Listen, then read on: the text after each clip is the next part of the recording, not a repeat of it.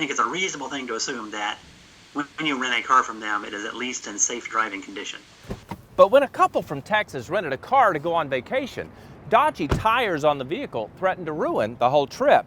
They then reached out to the rental company and experienced what we call customer no service. Bottom line is the car wasn't safe to drive when I got it. I mean, I don't know about the overinflated tires, but the left rear tire was in pretty bad shape.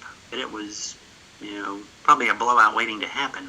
So Robert Langley took his budget rental car to a tire store where he was told 3 tires were overinflated and the 4th needed to be replaced immediately.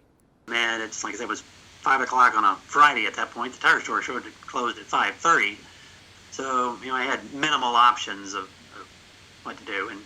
And we had, other plans for the weekend. So I wanted to get the car in good shape before we drove anymore because it really wasn't safe to drive on. The rental did not have a spare, so Robert spent nearly $200 for a new tire. A couple of days later, when he returned the car, he gave them the damaged tire and filled out an incident report requesting a reimbursement. Budget responded a few days later. I got a call from Monica, who was then telling me that they wanted to charge me another $200 for another tire because the one I bought was not the same brand that was on the car. Wow. So this is essentially, from your perspective, customer no service from 1979, hoping that no one's going to know that they're doing this to you.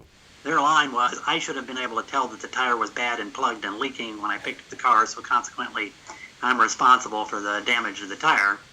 Really? They expect you, the customer, to examine the tires on your rental car? Perhaps take out your trusty tire gauge and check the pressure. We thought that was a bit much, so we reached out to Budget's corporate office to explain Robert's situation.